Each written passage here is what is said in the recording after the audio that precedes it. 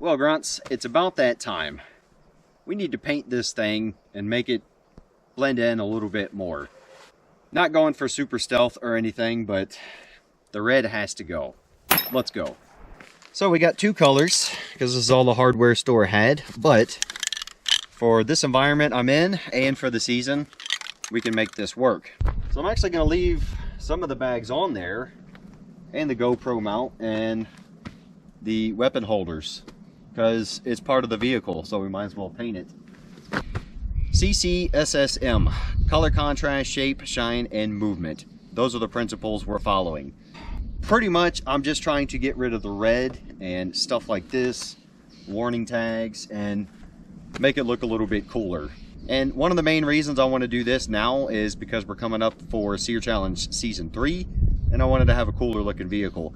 I do have camo nets for all the vehicles and some of the tents, so if I do park and I don't want one of the contestants to happen to see this park somewhere, I will stop, throw the camo net over it, and with the paint job, we should be good to go. Just give you guys a quick pan.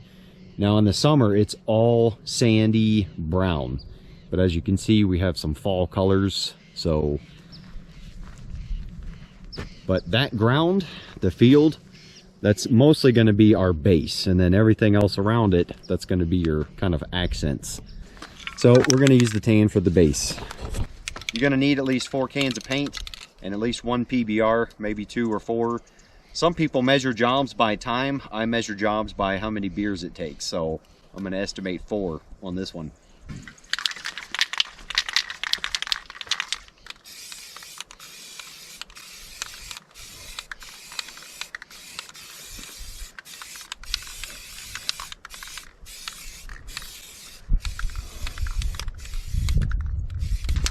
So it's good we do have some wind picking up the sand and throwing it at us. That'll give us some natural camo.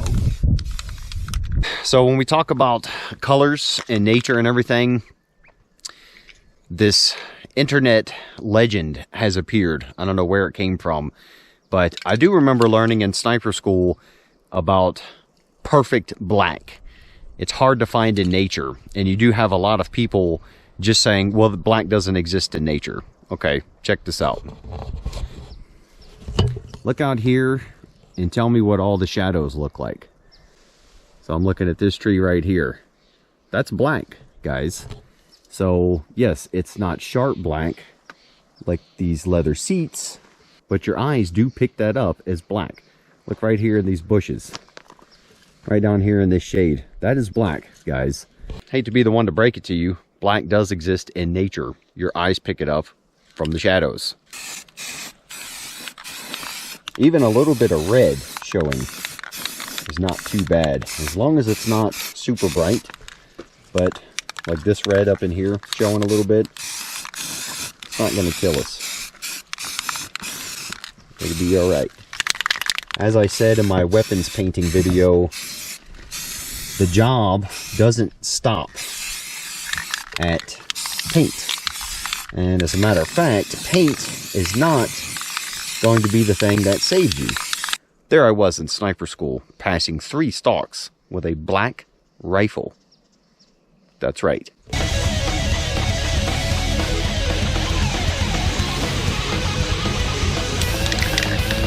Now, on these vehicles, this is just paint, guys. So there's nothing wrong with hitting some engine parts, even the stuff that gets hot. You don't have to worry about that.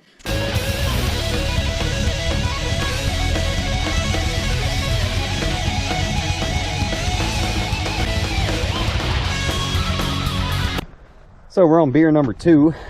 I switched. That's all we had. So I'm down to 1 can of the tan left. No big deal. I can at least cover the rest of the red and see how far we get. I only budgeted enough cans for a couple guns, so this is kind of an extra project. So we'll see where we get.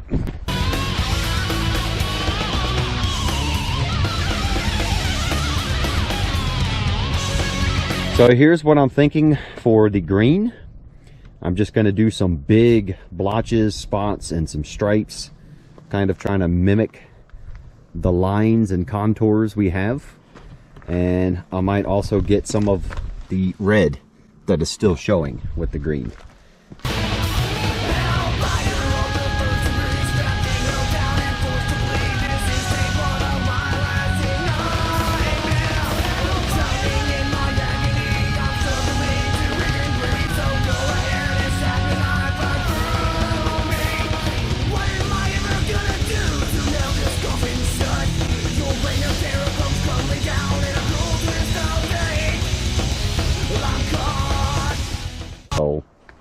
definitely better. We could paint the tires. That would help, at least the rims. Those big reflectors, yeah, I'm gonna leave them on there.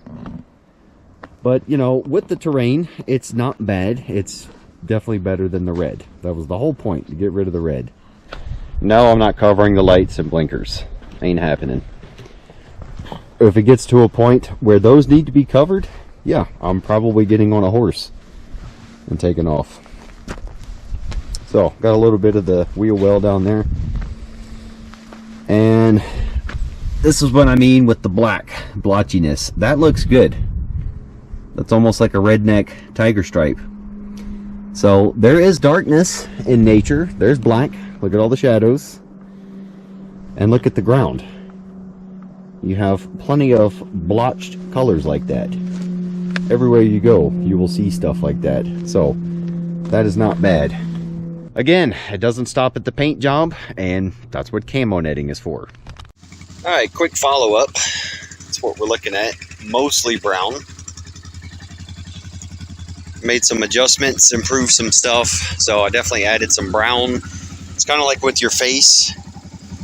You want to get the high or sharp points darker. So we got some brown on most of the corners, sharp edges. Not going to do the tires because out here it'll come off within a day. But I did the rims. And I'm not going to do the seats. Just not going to do it. Other people around me use this, so we're not going to do that. It is what it is. Also not going to do the gauges for the same reason.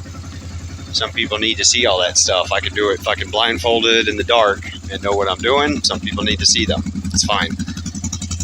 But for anything that is not covered when we stop, it worked great in the sear challenge. Got a big old camo net, throw it over it, cover up everything that's showing. I had 90-mile-an-hour tape on the lights and reflectors, so that wasn't an issue. Then the camo netting with sticks also helps break up that outline because it's a very sharp outline. If I wanted to be super tactical, I would remove this back seat and just make that a luggage rack. But again, I use this with family, so that ain't happening. If we do go to full-on collapse doomsday, then yeah, it'll be tricked out. But for now, I'm happy.